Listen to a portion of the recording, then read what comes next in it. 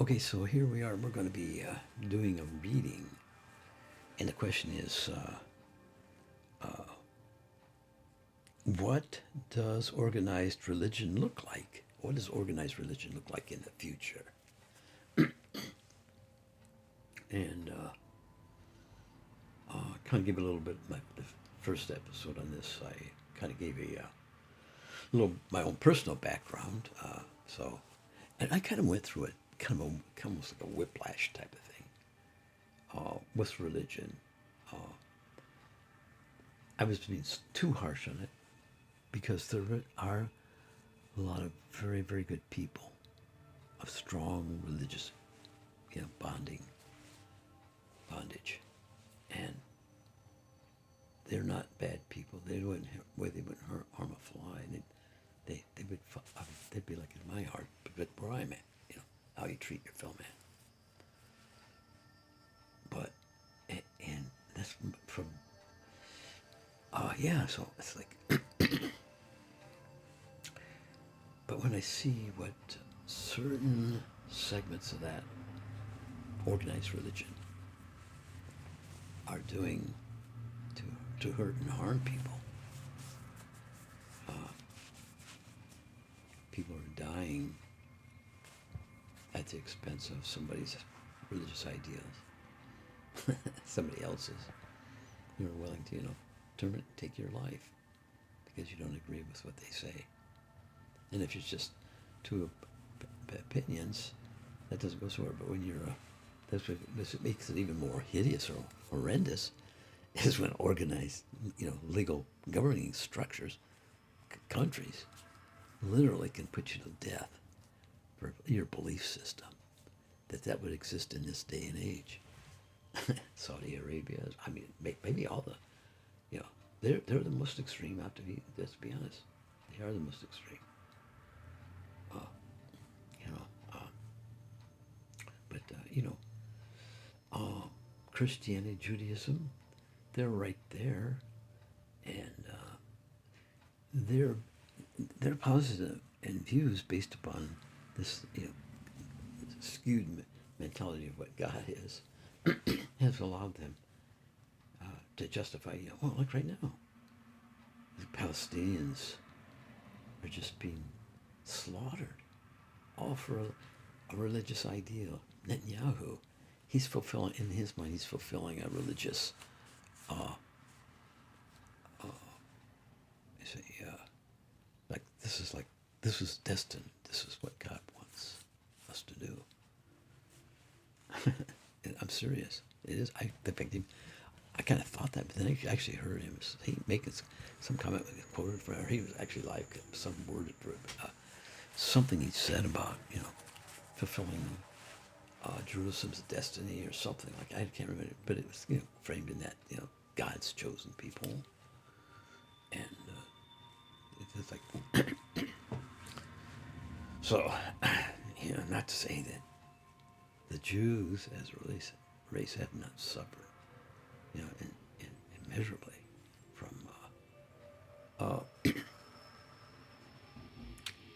just evil-minded, evil-thought people, thought process.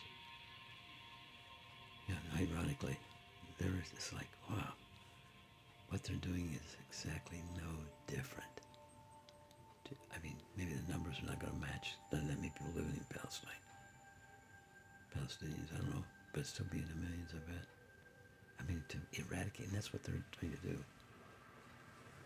They're trying to eradicate any future resistance. They just, hey, we don't want you to be bothered by any animosity or hate that you have for us for killing all of your men, women, and children. So we're just trying to get rid of all of you. So this won't be anything left to worry about. And we'll be free. And we'll be living in a country that God has given us. Millions of people dying. That's religion. Hey, Saudis.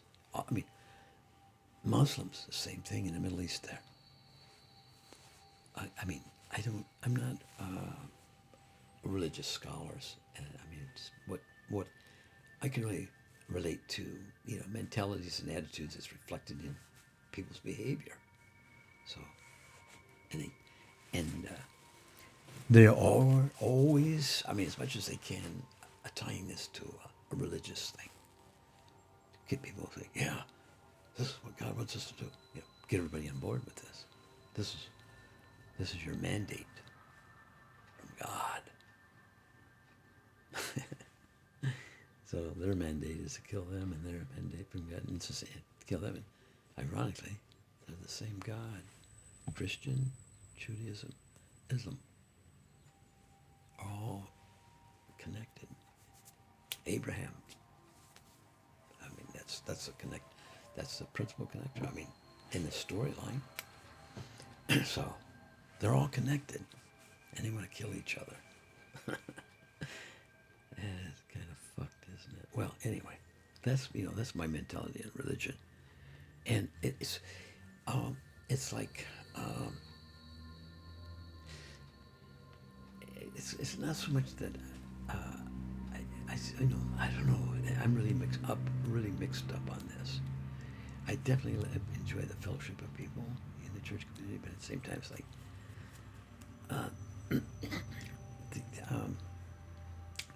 I'm tired of the Bible stories. I've been through the Bible through this last church I was in. Not the last one, but the one before. That went in Hawaii. Probably at least 3 times from cover to cover. Old Testament through the New Testament. And all the study put into it as you're reading through it. It's like, it's like about a year at a time. Each time we do it, it may take a year to go through.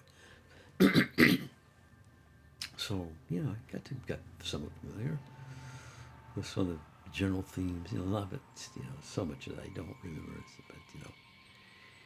But one thing, it seems like, why this God, this common God that these 3 religious groups have kind of glommed onto, he seems like a creation of man, because he doesn't seem to exhibit the kind of godly things. This is me, so hey, this is what I need for my comfort, my peace, my connection. But it's like, what God would kill any of us? In terms of jealous God, an angry God. No, God is none of those things. None of those things. Just all love and positive energy. These are all creations of man, of humankind.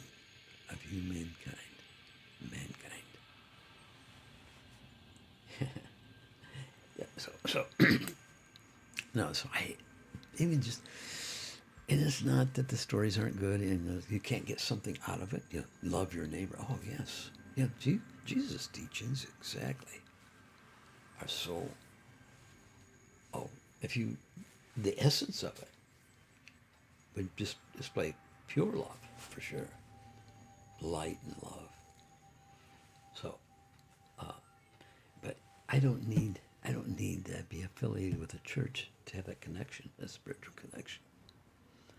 And so at that point in time, when I do go to a church, it's like thinking, well, I guess I'm looking for a connection. Like when you get within that community, you just feel drawn to it, and it's like, or to the message of this church here. I don't know. I still haven't said I wouldn't go back again, but it just felt like just the old church. Just it's an old message, and I don't know. I just I ask for guidance for that too. So yeah, but or it's like find a community of like-minded people who connect spiritually. And I don't mean like those are bad people. It's just like, it's like getting interjecting yourself into a close family reunion. You're just walking in as a stranger. I mean it's like, and it can be the most loving environment, and they make you welcome. But it's like you you know, it's like there's something that exists in this community that you haven't had access to, and it's a very big part of what this community is. So, and you make the right hit or the right connection with the right person, and maybe that's it. Like the last church in San Diego, La Mesa. We started going and met up right away. Got connected with this older couple. They were had religious education backgrounds. But Connie was, she was involved in administration for one of the major church affiliations. It's a very, very important position she had. She wrote a book. She published a book. And then Houston, her husband. This was a late marriage for them. They both had, they were previous. They were widowed. And so they met at a later age. He was, I guess he would have probably been in his 70s, and she'd have been maybe in her early 80s. And they just had like about 10-year life together, maybe 12, something like that. But he got pancreatic cancer and died at 86, I think, 88 or 86 to 88. She lived on. She was already older anyway, so she lived until she was 94. This was a short period of time, and we were in San Diego for 10 years, and for the first 7 of our years, maybe say first 5 of our years, we're involved with Houston and Connie, and they both passed. So it was really a nice, neat relationship, and he was a professor, educate in religious studies or something. Yeah, very smart man. But anyway, he wrote a book. He had a published book too. And they felt more like my mindset and my feelings. It's like I'm not so hung up on all this, religiosity stuff. The passion play and all that stuff. I have no idea if that even took place. I'm not sure. I know that. See, that's the thing too. I got to the point where I just completely turned against all of it, and I just rejected it. And Jesus, the character Jesus, too. But I've come a little bit. I come back. I kind of rebounded back a little bit from that. Let me talk more about that in the next session.